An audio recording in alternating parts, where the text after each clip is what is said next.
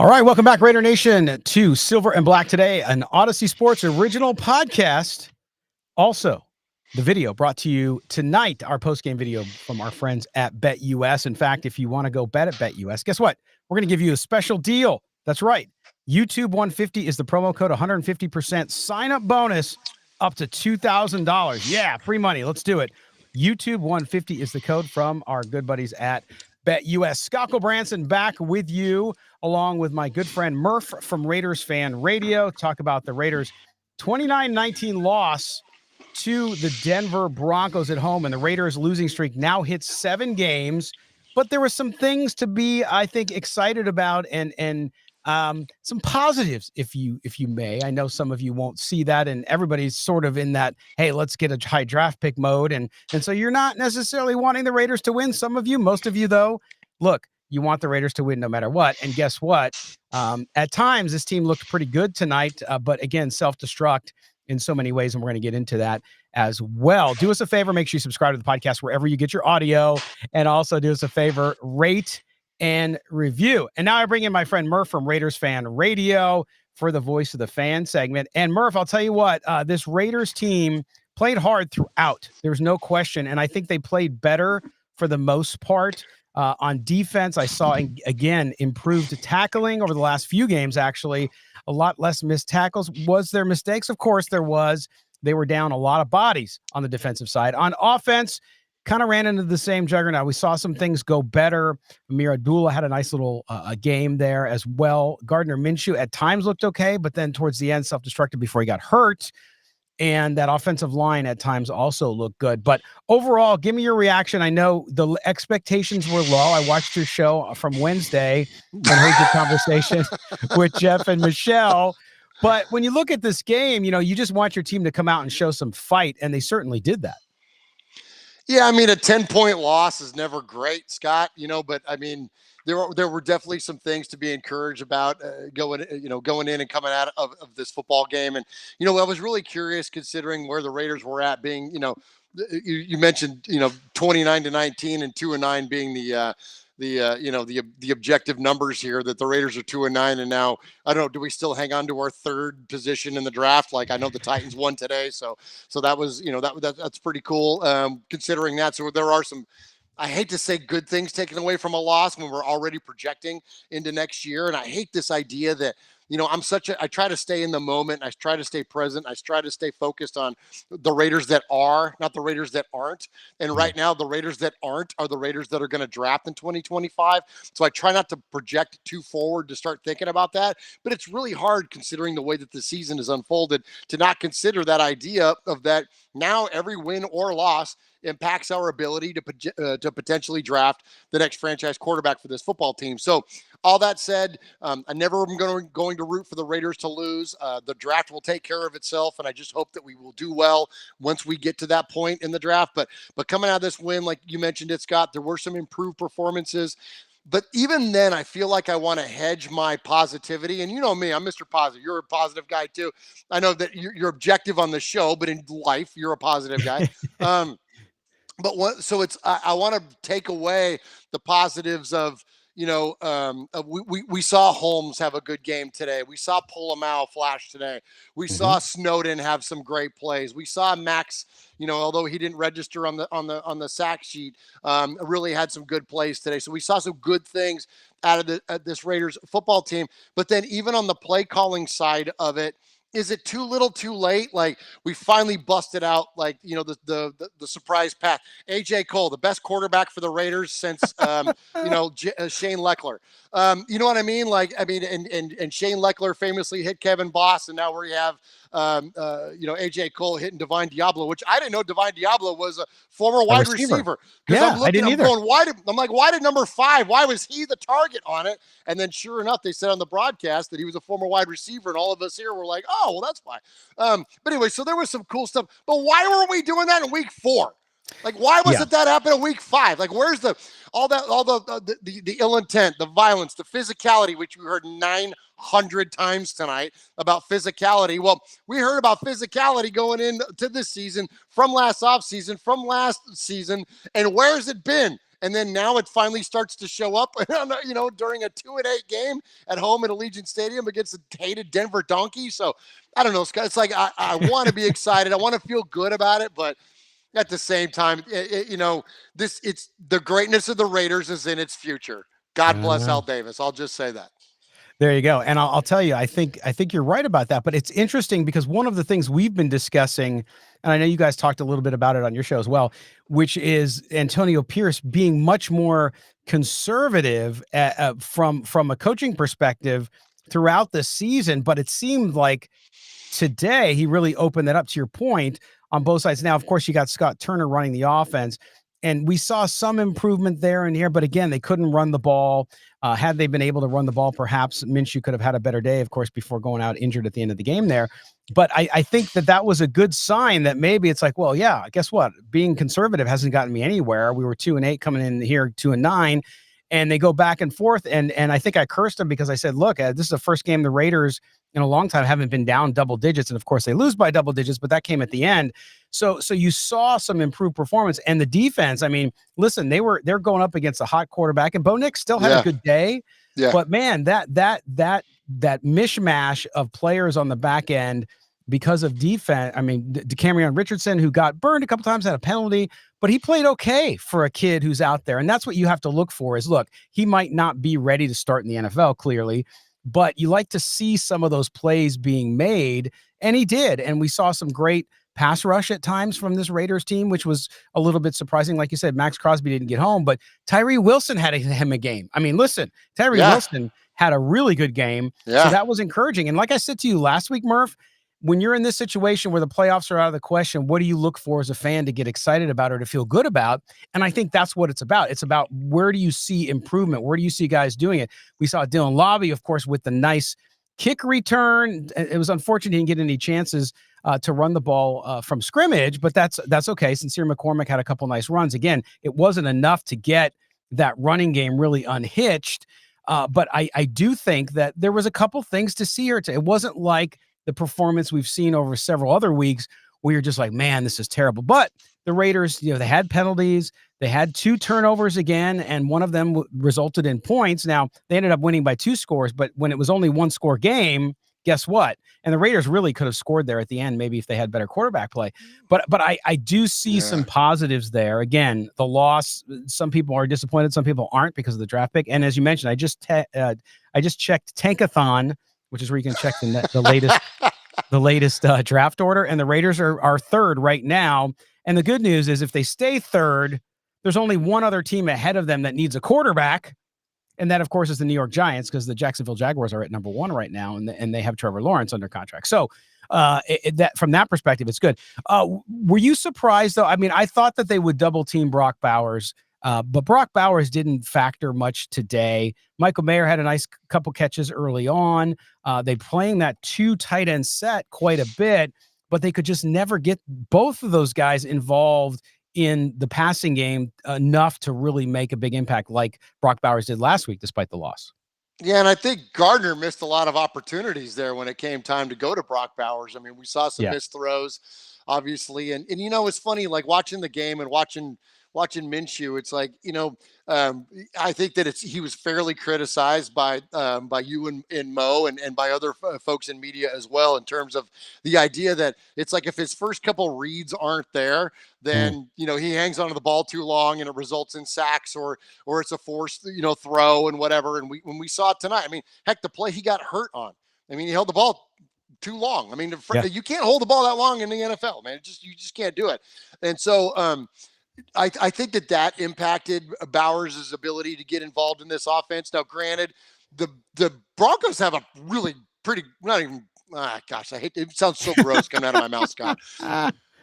I just want to hedge everything when it comes to admitting about the Broncos, but they're a pretty damn good football team, man, and they have a pretty damn good secondary, and so I think that they did a good job of putting down the clamps on Brock Bowers and really the entirety of this passing game. We did see the running game, and sort of go back to the positive side of it. The running game was great. There's a lot of Raider fans out there that have been pining for Sincere McCormick for I think like 5 years now. I don't even know how that guy is. He might be as old as I am, for crying out loud. Guy feels like he's been in the league for like 9 years and been on the practice squad the whole time. But anyways, but point being though is that he enters into a game and does pretty freaking well. Like, I mean, I think at one point in the game, they're like, he's averaging 11 yards a carry. And I'm like, holy crap. Like that's, I mean, considering that we had two other guys that couldn't even average 3 yards a carry, to have this guy have that kind of productivity on in the running game. And then that's also indicative of a healthy offensive line, or at least an offensive line playing better. And so that was some very much positives to go in the running game. But yes, Scott, as you mentioned, deficiencies in the passing game. We saw, Jacoby Myers get involved a little bit. We saw, Brock Bowers get involved a little bit. We saw Trey Tucker get involved a little bit. Why is Trey Tucker keeping it in bounds at the end and not running out and stopping the clock when we have a chance to freaking, score late? I don't know. But anyways, point being is that, I think it's been anemic, I think is a fair term in the passing game for the majority of this, if not all of this season. And especially when you're talking about a rookie that's starting to set records, and then now we can't get him the football. So that tells me that they were, the Broncos defense was thinking, all right, well, let's let someone else beat us. Yeah. And the Raiders and Gardner Minshew couldn't get that figured out. No, and you talked about Cecile McCormick, 5 carries, 33 yards, average of 6.6. And you got to question, okay, there was only 5 carries. So I don't know what the mix of the run. I know it was difficult for them to run the ball at times. Gardner Minshew threw the ball 42 times for 230 yards, the touchdown and the interception, a quarterback rating of 72.5 versus Bo Nix, 25 of 42, same exact completion percentage for 273 yards, 2 touchdowns. So, the quarterback play, I think to your point, that's so important. I mean, if you saw any of the 49er game earlier, they got blown out by the Packers 38-10 because they didn't have Brock Purdy and they didn't have a quarterback who could move them. And it just goes to show you how important it is to do that. And I think the Raiders offense, it's hard to kind of gauge where it is and if it's much different with Scott Turner, other than the play calling, which we can look into. And I'll have to go back when we watch the film on it. But you just couldn't get Gardner Minshew. He had moments like he always does, but he just could not consistently find receivers, even if they were open, that read. So I think that this situation, and for those of you who called for Desmond Ridder, he finally came in at the end of the game. Of course, he didn't have much a tough spot for him to come into, but I just think that it's going to be difficult for this offense to really do anything until they have some semblance of stability, meaning they know what offense they're running. They have the same play caller. They have a quarterback, even if it's a young quarterback who's going to struggle a little bit, at least you know who it is and you get used to them. And so I didn't expect the Raiders to suddenly find some big offensive game and for Gardner Minshew to come out and suddenly become a top quarterback in the league, but it's limiting. And so that's what you see. The one thing I also wanted to comment on, go ahead. Oh, I have a question for you, Scott. Yeah. We saw Josh Jacobs score 3 touchdowns today.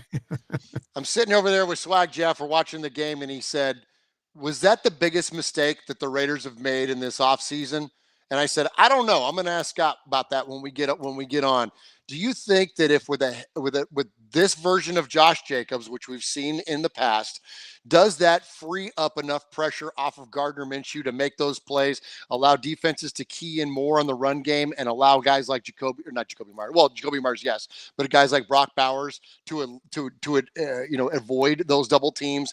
And maybe does that make it easier? And I know it's speculation, and it's living in the Raiders that aren't, not the Raiders that are. But was that a major oversight for the Raiders not bringing him back, considering the cap space we have? I don't think so, because I think the record of running backs and their productivity. Now, obviously, Josh Jacobs having a fine year, but he's also on a team that's better than the Raiders. And I think that we saw him kind of fade a little bit last year, although he didn't do terribly. And Josh Jacobs is a great player. I got nothing against him. But I think from the Raiders' perspective, if you have a running back, you don't have a quarterback, the offensive line, the way it's played, the way they've been able to run the ball, part of that is that you don't have the talent at running back. Absolutely. So Jeff asking that question makes a lot of sense. But I also think it has to do with the scheme and how they're running. Josh Jacobs in Getsy's scheme, I don't think would have been a great fit either. And I'm sure he would have been frustrated by it. And I think the change of scenery yeah. for him, as much as it hurts to hear Raider fans say this, I think he had just gotten tired of all the crap that had gone on. And I think it was a refreshing change for him. And that's why you maybe see him. So I think if he would have remained with the Raiders, you would have had an expensive running back that might have gotten frustrated too, just like you saw with wide receivers and others. And I don't know that look, it's tough when you see a guy succeed when he was on your team last year. I get that, but I just don't think that where the Raiders were going and what they're doing, that he would have been much. I mean, yeah, would they be doing better in the running game? Of course, he's a better running back, but I just don't see it. I don't see it substantively changing where they've been offensively because of the Getsy equation and because of the quarterback situation. So that's sort of where I fall on that one. Yeah, 10-4. Yeah. But the one thing too, we've all been talking about, Antonio Pierce, and I saw your guys' show, you talking about that and sort of the disappointment on that. And Mo and I have talked from the objective standpoint of, look, he's just not getting it done, and it hasn't been good for a lot of different reasons. But I want to give him credit today because I thought that this coaching staff overall called a much better game, not just offense, defensive play calling, but I thought this team, despite some of the ugly penalties and failures, I thought that they did better. And I thought, again, he has not lost that locker room. There's no way he has, because these guys are playing hard. And when you're 2-8, yes, it's a division rival, it's a home game, so you should play hard. But I didn't see any quit in anybody.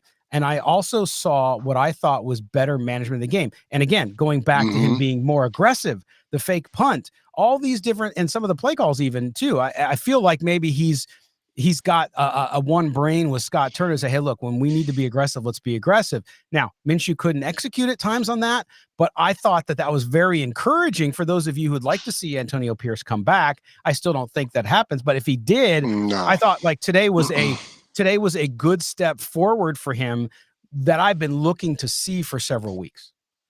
Well, this is going to be me interviewing you, Scott, because I'm going to ask you, is it too little too late though? And I think that's kind of where my feeling and my energy was going with this in the start of the show and coming off at the end of this football game. It's like, where was that? And I don't understand that. Where do you go from last year executing those? It felt this game felt a lot more like last year than it did this year. I'll just say that.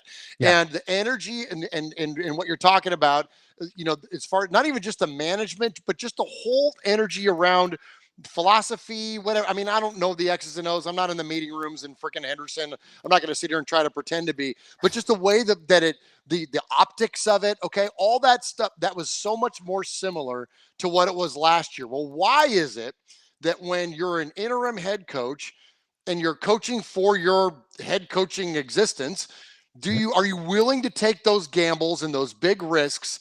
But then when you get over into the regular season, you've already got the job. Why is it that you rip back the reins and you're afraid to make, or I don't want to say afraid, because he's probably not afraid of anything, but for whatever reason, there's a timidity. Is that a right word? I just made it up if it's not. But there's a timidness. There's a timid approach to the way that the game management and the play calling and whether it's going for it on fourth down, where you go for it on fourth down. Again, I go back to that fake punt, which was fantastic. Like those things. Where was that stuff, and why is it now that when you're clearly out of a playoff race, now your job is back on the line again, that, okay, now let's bust this stuff out? And I think that if I had any criticism of Antonio Pierce, and I love what that guy represents, I have all the respect for him as a person, but as a coach, I'm struggling to have a respect for him as a head coach in the National Football League. And the reason why is that where was all that? Why did it take 10 weeks, 11 weeks for that go? And I just, it's like there's all those old terms, right? Like, scared money don't make money, no risk it, no biscuit. Like you got all those kind of things. And I'm a firm believer in that kind of stuff. Like, don't let here it is, the easiest way to describe it. Don't coach and don't manage the game not to lose. Go win. What did Al Davis say? right? We don't worry about what they're going to give us. We're going to take what we want. Take it. That's Raider football. And when you go watch the Lions or the Chiefs or any of the best teams in the NFL, they're not waiting around for the Miami Dolphins to make mistakes, right? That's what we heard last week. Oh, they didn't make the mistakes we thought they were going to make. Yeah, no shit. Go out and take what you want, take what you, instead of waiting around for them to give you something. And so we saw less of that today, but why did it take, Scott? Again, I ask you the question. Boy, I have a long way of asking a question. 11 weeks. What was it that took this man and this coaching staff 11 weeks to have some freaking cojones behind their decision making? Yeah, I listen, I think it's a lack of experience. You know, you go through and I had a discussion with somebody who's trying to argue with me that he has plenty of experience. I'm like, no, he doesn't. He wasn't an OC, he wasn't a DC, he was a linebackers coach. Yes, he was in college, but it's a different thing. So I think that, you know, you make bad decisions when you don't necessarily surround yourself with the best people. So I think from the offensive standpoint, the Getsy hire, as we all we bemoaned it from the beginning. And I think a lot of people were skeptical, and rightfully so, and turned out to be right. So I think, I don't know why he went away from, he talked that game. And then when the season started, they didn't do it. And defensively too, you know, because of the injuries, I think they back off because of guys. But today I thought they did a much better job being aggressive. And I do think it's too little too late, because I just don't see, I mean, again, you lost by double digits again. Like, this is not, you know, everybody, again, I keep bringing up Dan Campbell because everybody throws his name out at me when I say that Antonio Pierce shouldn't be back for year 2 because he went 3-13. But look at some of those games. There were a couple of games they got blown out in, but the rest of them, you're talking 3 points, 2 points, 1, you know, closer games. That shows you that you're making progress. And that's the bigger concern here, is when the Raiders would get down. Now, this time they didn't get down till late in the game, but you that's where coaching matters. Yes, the players have to perform and have to execute on the field, Murph, but at the end of the day, you've got to have the coaching staff coach them up, because that's who does. When you see mistakes and things happen over and over and over and over again in a week, then that means that they're not working on it in practice, or if they are working on it in practice, for some reason it's not being effective. So who do you look to that? You got to look at, yes, if you have positions where you have a deficient talent level, fine, but that's not every position. It happens even with positions that they do have good depth at. So to me, that's where it comes in. But it was just nice to see. I mean, I don't root for anybody to fail, right? I don't care who they are. And Antonio Pierce, clearly, because our fans want the Raiders to win, and so our listeners, and I want to make sure that they do that. I know now they're more concerned with the draft pick, but it was good to see them. It was good to see them fight and do all of that. So, all right, we're going to step aside for our break here. When we come back, we'll get back to talking this. I want to talk a little bit more about Tyree Wilson as well, because I thought he had an amazing game for him. It was good. You know, those are the kind of things you got to look for. So we'll do that when we come back here. It is Silver and Black today, the post-game edition. Raiders, they lose to the Denver Broncos 29-19. We are an Odyssey Sports original podcast. Also, our video brought to you by our good friends at BetUS. Don't go anywhere. All right, so I'm going to tell you guys right now, our good friends at BetUS, we got a special deal for you. That's right, a sign-up bonus. All you got to do is go over to BetUS. Check them out, 150% sign-up bonus. That's right, we're giving you free money. Woo! Free money is always nice. All you got to do is go sign up, and when you do so, they'll ask for your promo code, and you say YouTube 150. You type in YouTube 150 there, and you're going to get 150% sign-up bonus up to $2,000. Thanks to BetUS and, of course, us here at Silver and Black today. Great folks over there. Make sure you check out the website. The mobile app is great. Mo and I have been betting all of our football on BetUS this year as part of this sponsorship. And I got to tell you, they are so good. They even have live folks. If you need help with something, they're there for you. They pay out very fast. It's not like some of these websites where you go and it takes 14 hours to get your money. No, you can cash out or add money as fast as you want. And it's all good stuff at BetUS. So do that again. Use the promo code YouTube150. That's BetUS. Start playing today. All right, we are back here. Scott Gulbransen and Murf from Raiders Fan Radio. This is the Raiders post-game show live, and we are an Odyssey Sports Original podcast. Make sure you subscribe to the show wherever you get your audio.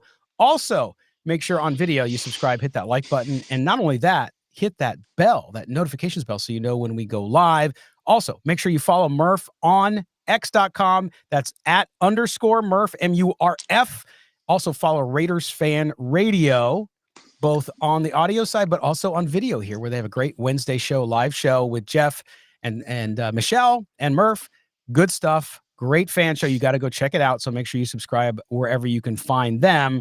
You can also follow me on x.com at LV Gully. The show is SNB Today. We were talking, Murf, before the break about Tyree Wilson. And I got to tell you, you keep waiting for that kid to break out. And I know some people gave up on him a long time ago, but you look what he was able to do today. He had 3 tackles and an assist. He had a sack, 11 yards, by the way, quarterback hit, and 2 tackles for losses. So Tyree Wilson, this is like, if Tyree Wilson, Murf, over these next few weeks until the season ends, starts to play more like we saw him play against Denver, that's a huge deal for this Raider team, because whoever the coaching staff is, you got Maxx Crosby, you get Christian Wilkins back next year off the injury. If Tyree Wilson is starting to play more consistent and be more of a disruptor up front, then to me, this Raider defense going into the next offseason, when you're talking about that big salary cap number that the Raiders have, that money sitting there that they can use, they certainly can use it in other spots if they feel like Tyree Wilson finishes the year off strong and can come through and be what they thought he might be. Even if it's 75, 80% of what they thought he could be, that would be a big boost for the Raiders defense going into next season. Absolutely. I couldn't agree more. And, but I'm just going to drop this nugget just because it's breaking. Yeah. Literally breaking. Gardner Minshew out for the year, broken collarbone. Broken collarbone. There you go. Done. And when he hit the ground, I told Jeff, I'm like, that looked like when Rich Gannon hit the ground, when fat-ass Tony Saragusa landed on him. Of course, the defender didn't land on him, but it looked like the same kind of injury. And, yeah, it was shoulder, quarterbacks land on their shoulder, it pops collarbones. And so there you go. So he's out. But anyways, so I want to talk – we'll definitely want to talk about quarterbacks. But on your point, Tyree Wilson, very exciting to see that young man get going. There was one play in particular where he wasn't blocked on the outside, and and the haters will say, well, he wasn't blocked, and that's why he made a tackle in the backfield, against the running back. But I would tell you this, that just because he was unblocked, you still have to make the play, and it was not only. So he was unblocked, but he made the read. And I think that that's what's important for him. And we hear so many things about young players that come up to the NFL. It's an old adage about you have to get used to NFL speed. Well, it's one thing to get used to the physical speed of the NFL. You also have to get used to the mental speed of the NFL. Mm-hmm. Everything in the NFL happens so fast. And that's why coaches will tell you, like, don't think about it. Just go. Go. Like, don't sit back, because if you're thinking, then you're late, right? And you just have to be able to react and go. And so, and again, what I told Jeff, I'm like, that's film. That told me that young man had been in the room studying film, made the read, and was, even though, again, no one came over to chip him or anything else, he immediately darted in and made the play. So to have that kind of an impact from him, I totally agree with you. And considering that next year we could have a Malcolm Kuntz coming back healthy, hopefully that the Raiders will sign him back. We'll probably get him at a discount because he's coming off an injury, for crying out loud. So I mean that it will make sense on the books. It will make sense on play on the field. And if we can have young number 9 in that rotation, not only on the edge, but also inside, like going into this season, I thought that the best front four for this Raiders team was going to be Kuntz and was going to be Max on the edges, and then Christian Wilkins and Tyree Wilson lining up inside. He's a big guy. He's a big, powerful, strong guy. And as long as he's got the ability to get that offensive lineman off of, which we know he can, because he's got length, but can he do it from that inside, does he have to be wide out? Does he have to get in that wide 9 and be able to get a running start like what Max does? Or can he do it explosive off the line? I think that he can, because he's that damn strong. But anyways, point being though, is if there's a world where he continues to improve, and that's the Raiders front four next year, that's solid, man. And then you bring in other people like Adam Butler and whoever else to rotate in. Scott, I'm with you, man. He could be. It's funny because a lot of people want to compare him to Furl. Yeah. F to the E to the R to the R to the E to the L to the L. It ain't Furl. It's Farrell. But anyways, a lot of people want to compare it. But that's not what we got with Cleveland Farrell. Cleveland Farrell ended up being a really decent run defender, and we've seen him have some flashes with the Niners.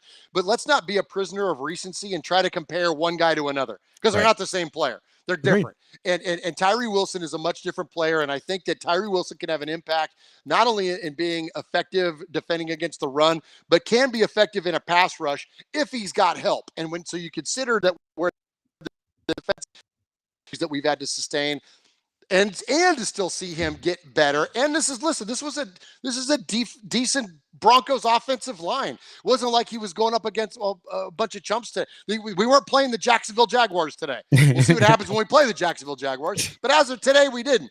And so to see him have a game and to have some flashes, Scott, I'm with you. And I think it's encouraging. And so we've got one more year left. No, we have 2 more years on. No, we got 2 more years left on his rookie deal. So next year is going to be the prove it year for him. Anybody that says that we should trade him or move on for him, stop it. You don't have a player drafted that high in the first round. You don't move on from them until it's before the contract becomes either a liability or a potential. That's the end. It's not going to happen. Think about Khalil Mack. Like, that's the way that these things work out. So hopefully next year he continues to improve, and this defense rights itself. And who knows what the deal? That's going to be a whole nother conversation, Scott. What's this defense going to be? We might not, probably not, should not have the same coordinator. Like, I bring in Bob Saleh. Like, that's where I'm going. That's where my brain's already going. Like, I'm already thinking about the next guy. Yeah, I mean, that's the thing. You look at what happened, and we'll get into the quarterback situation in a second, because that's obviously breaking news with Gardner Minshew out for the rest of the season with a broken collarbone. But yeah, I agree with you on Wilson. Although I would say that if Wilson plays good towards the end of the year, as he did today, then if the Raiders are in the position, depending where they finish, in the position where they need some capital to go move up to get the quarterback they want or something like that, I could see them trading him in that situation. But I agree with you. You don't trade him because you've given up on him. I think that he can show over the course of the rest of the season to be that guy. And then, the last game he did okay. He had a couple moments. This time he built on that and he did perform better. So I was excited to see that happen. But let's talk about the quarterback situation, because all week I had to hear people talk about Daniel Jones. And listen, yeah, I know. I don't know if people have watched Daniel Jones. It's interesting to me that people will blame other bad teams and say, no, he's just on a bad team. But then when it comes to people on their own team, they blame the player, not the team. So very interesting dichotomy there. But anyway, Daniel Jones, first of all, if Daniel Jones is going to sign with somebody, he will. I think he signs with somebody who's in a playoff situation. Raiders are not in that situation. He's not a long-term answer, I think, for the Raiders. They have to go for a young quarterback. But now with Gardner Minshew out, it's attrition. You have Desmond Ridder there, right? And so now he's going to assume, unless they go sign somebody that I'm not expecting, they're going to have to start him. So we saw Desmond Ridder today fumbled on that last play, of course, which was not great. And that's been part of his problem and why he hasn't kind of accelerated at the quarterback position when he was in Atlanta, because he had a lot of turnovers, not only interceptions, but the fumbles too. So this quarterback situation for the Raiders, I don't know, to be frank to everybody out there, I don't know that it matters much, because I don't think this offense is going to do a lot. And for those of you who want them to continue to do poor to get the high draft pick, I think you're in good shape. But it definitely is going to be interesting to see what the Raiders do and telling. I just don't see them going out to spend any significant amount of dollars to get a quarterback, because it's not like if they just had a quarterback, they would, have an opposite record. Now, would they have maybe won a game like today? Maybe, because the quarterback play at times was so bad and it matters. But if you're Tom Telesco, do you really want to do that? Or do you say, hey, you know what? Let's see what we got in Desmond Ridder. Let him go the rest of the way. And, oh, well, if it doesn't work out, it doesn't work out, and we can get rid of him at the end of the year. But to me, I think that's where they're going to be at. They're just going to go roll with what they got and see what they're able to do. If he's able to come up with a few good games, great. If he's not, then you're kind of in the same position you are now. Scott, you probably know. And if you don't know, I'm going to shout it from the rooftops. It's Carter Bradley season. Bring in number 14. Well, my buddy. He's the backup now. My buddy QB Jeff was here earlier. MTSU legend, Laney College, for those of you back in Oakland, the all-time Alameda High School passing leader. Guy knows what he's talking about when it comes to quarterbacks. When him and the group of 5 guys were down at the Senior Bowl this year, he told me today in my kitchen the 3 best quarterbacks at the Senior Bowl were Michael Penix, Carter Bradley, and Bo Nix, in that particular order. Wow. Give me freaking why not, Scott? Is Desmond Ridder setting the world on fire? No, absolutely not. Is Antonio Pierce coaching for his career? Not career, but career as a head coach currently. Yes. So I understand that he's going to make the decision, and what makes him feel like gives him the best chance to win. But you guys laughed at me on this show, and some people laughed at me on our show, and people laugh at me online. And I said, at some point, Carter Bradley's going to play a goddamn football game for your Las Vegas Raiders, and we are that much closer to it today. Because I'm telling you, like, did Desmond Ridder, like, is he delighted? I mean, like, is he like, what is? You see some of the passes that come out of his hand. He's, again, holds the ball too long. Yes, he can create, but when you can create and then miss a throw, well, then you're just Cam Ward. Like, you know what I mean? Like, there's not a lot there. So I swear to goodness, I'm not crazy. Well, I am crazy, but I swear to goodness, this is a logical thought. Like, why not have the guy that's been there since the beginning of camp, has been all the way through the entirety of the process, knows the playbook probably pretty darn well at this point? Why not?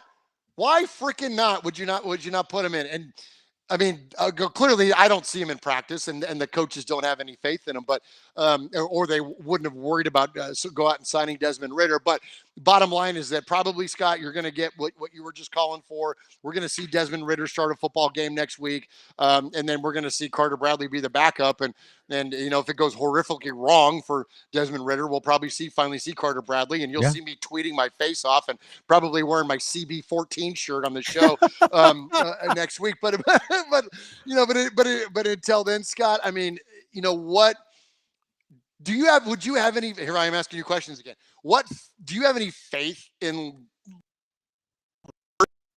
this or to be able to, like, adopt him into this offense and pull him in and put him in a position to be successful? Because clearly he's better when he's being creative, but that's not when this offense seems to click best. When guys are being creative, it's not working well, right? It's when everything is kind of staged up and scripted. That's when it seems to be its most efficient. But I don't know, man. I mean, with Ridder there, and maybe Scott Turner will, I would have him moving more, right? Coming out of the pocket and on a roll and throwing that way, just to do things differently. I've seen them do that a couple times with him.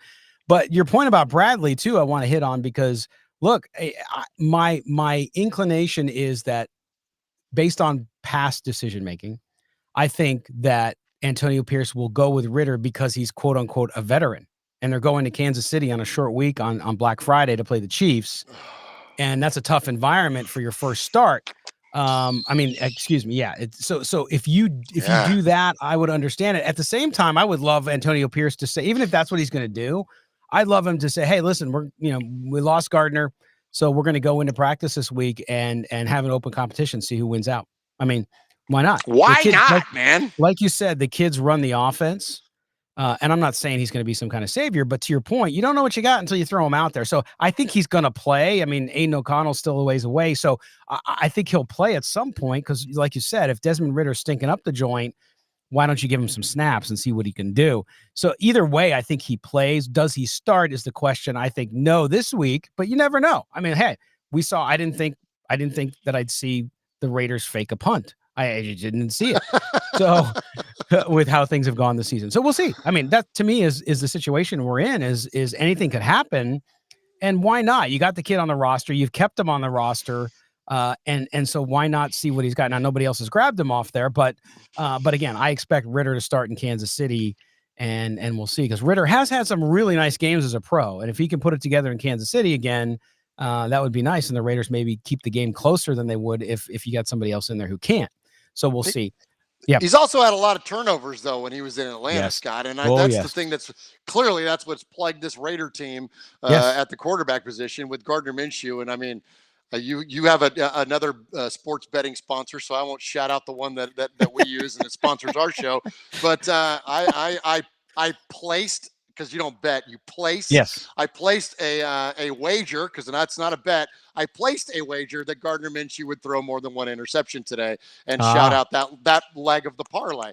But I mean, but that's been the story of this Raiders football team, right? Has been that, and so I'm with you, Scott. Like, if that's going to be the tale of Desmond Ridder in a Raider uniform, then why not try something else? I mean, at the end of the day, like, what else you got to lose? And see, and that's the thing that goes back to that point that I was trying to make earlier, is that why wait? Like, at some point, you've got to realize that it's over, right? Like, that it's done. You're not making the playoffs.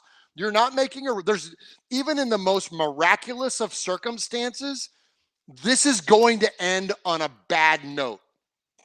The end. There's no way for this to end up, but we are going to end up with a losing record, and likely one of the best losing records in the entirety of the NFL. So why not just freaking bust it all out? If you've got it, if every club in your bag should be swung. That's, you know what I'm saying? Absolutely. And if you don't, why not? What are you going to do? Lose? I mean, listen, it's pretty straightforward, my friend. And so I don't disagree with you at all. Before we wrap up our show tonight, I want to make sure, we always talk about Murf and the folks at Raiders Fan Radio, both Michelle and Swag Jeff, and the great work that they do, but they also do a lot of work for charity, especially Raiders charities, through the One Nation Foundation, which anytime we get super chats here on the YouTube channel, we donate those right back to Murf and the crew.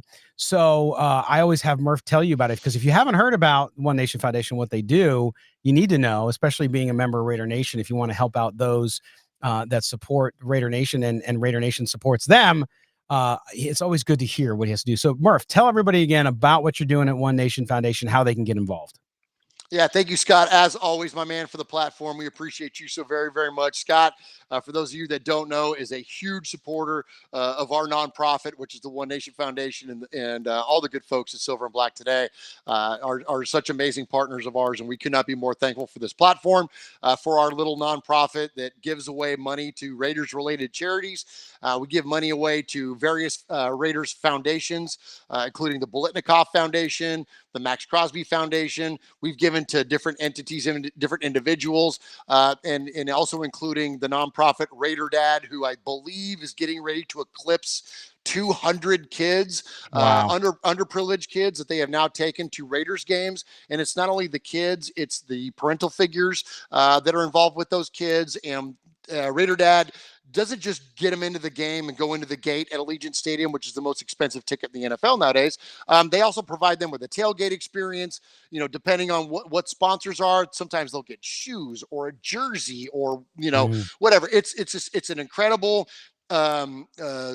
charity out there that's doing some incredible good. And so any of the money that we raise with Raiders Fan Radio, we give all that money away, all of our advertising dollars, all of our merch dollars, all of our direct donations, any of that stuff, we give 100% of that away. And we would never lobby for a subscription or a like or a thumbs up for Raiders Fan Radio to build our audience. But it's all about building the One Nation Foundation, and we can't do that without our platform of our show. So it's Raiders Fan Radio. So if you could check out Raiders Fan Radio on any audio podcast service, just search Raiders Fan Radio and you'll find us. We are on all the same ones Silver and Black Today is on. We are on. We're all the big ones, Scott. It's Apple Podcasts, it's Spotify, it's Pandora, it's all that stuff. Ask your internet connected device. And then, of course, we're on the YouTubes every Wednesday night, 4 p.m. Pacific, 7 p.m. Eastern, each and every Wednesday, talking about your favorite football team and mine. Except this week, we're going to be on a Tuesday night, because Wednesday night is, because Thursday is Thanksgiving. So we're going to go live on Tuesday. So anyway, so if you don't have anything else going on Tuesday night, you want to talk some Raider football, have a little fun, a little frivolity, pour yourself a cocktail and enjoy the whatever, the nonsense, I'll just call it, that happens on Raiders Fan Radio. Check us out, 4 p.m. Pacific, 7 p.m. Eastern. Again, thank you, Scott, for this platform. You don't have to do this for us, and you do it anyways, just to endorse and build up the One Nation Foundation. And brother, we can't thank you enough. Oh, no, my pleasure to do it. And by the way, our good friend and my good friend going all the way back to high school days, I'm going to put it up here again, Pat McKemmy, who, by the way, I know we can't say anything yet, Murph, but Pat's our friend who's working on that project that we're working on, right? So Pat wants to know who you're going to draft number 1. So we got to answer Pat's question before we go. Shedeur Sanders is my choice for the Raiders, and I'll give you. I talk a lot, and Scott knows. Scott's already on the button. He's like, "Here goes Murph for 10 minutes." I promise I'll keep it brief. But I firmly believe that Shedeur Sanders is going to be the most pro-ready quarterback coming into this draft. I think that the rest of the quarterbacks in this draft, including Cam Ward, and I'll fight about you on Twitter later for other people, but I think that Shedeur is going to be the most pro-ready quarterback, and I love the endorsement and the involvement of his father. Anybody that thinks it's a, quote, circus or any of that kind of stuff, go argue with the sky, because Deion Sanders is a Hall of Famer of Hall of Famers, and he doesn't play daddy ball. This is not the Mannings. This is not the Elways. The reason that Deion will lobby for the Raiders to draft Shedeur Sanders is to bring him in to revive and reinvigorize not only a team, but a fan base. And when you consider all the pieces that are involved, from Mark Davis to Tom Brady to Richard Seymour to everyone else, I think it makes a lot of sense. And the bottom line to me is this: as a Raider fan, I want more than anything for my football team, for your football team, desperately to be relevant. And we haven't been relevant since 2002. Yes, we had a decent blip on the radar in 2016 and another one in 2021, but that was not relevant heading into the season where the Raiders were considered a powerhouse in the NFL. And if you put the Shedeur Sanders on this football team with his dad's involvement, either directly or indirectly, and then you assign Tom Brady with some decision-making around this football team, this offseason could lead into finally, as The Rock would say, Raiders could be relevant in a way that's more significant than just this fan or your fan's opinion. The NFL as an entirety and the media will consider them relevant as well. And we desperately need that for this football team. Okay, was that quick enough? That was like that 3 was good, minutes man. in. It was well said, and I actually agree with you. I think Shedeur Sanders should be the target because and the whole deal. Oh, the circus does it. It's okay. It's okay, because everybody, it's amazing to me because I do run into a lot of Raider fans who love that piece of other players, right? And what they bring, the bravado, all that stuff. And boy, and to your point, I think Deion sees the opportunity being in Vegas, Tom Brady being there. Tom Brady's already tutoring Shedeur Sanders. They talk all the time. And then you bring him in there, and what a name to get people excited about too. And you're right. I think he is a damn good quarterback. And I think that will be a good fit for the Raiders if they can get in position to get him. Is going to be the key. That's going to be that's the thing. And I always say this too. Like, that's where I try not to worry about the draft. And I would encourage Raider Nation too. Like, don't worry about the draft now. Like, I mean, there's so many variables. You still got to worry about not only the way that the records are going to play out, but then you got the entirety of the offseason as well. You've got trades, you got free agency, you got so many things are going to happen. So just take it week by week. And I do want to say too, I'd be remiss if I didn't say, Pat, thank you so much. I can't wait for us to announce what we've got going on and what you've done and the work that you're doing, and in celebration of life for you know what I mean? Like, I don't want, that's not my story to tell. That's yours and Scott's, but thank you for what you all are doing. It's absolutely incredible.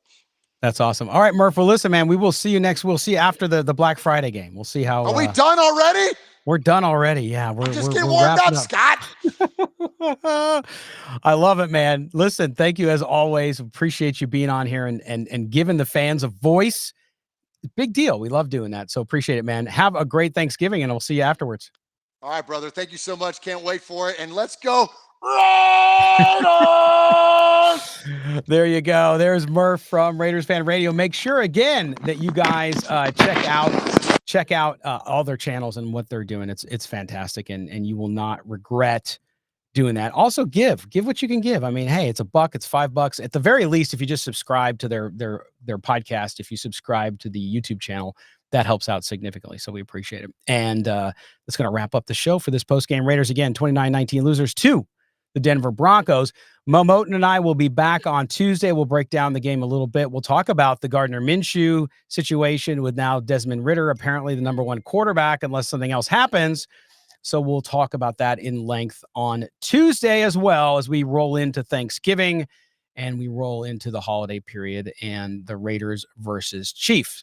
So for everybody here at Silver and Black today, including Mo, including Murf, including our producer, Mike Robbie, I want to thank you for being with us. Again, don't forget to subscribe to the show wherever you get your audio. Also, wherever you get your video, make sure you subscribe, hit that like button, and the notifications bell on YouTube so you know when we have a new live video or a new video, period.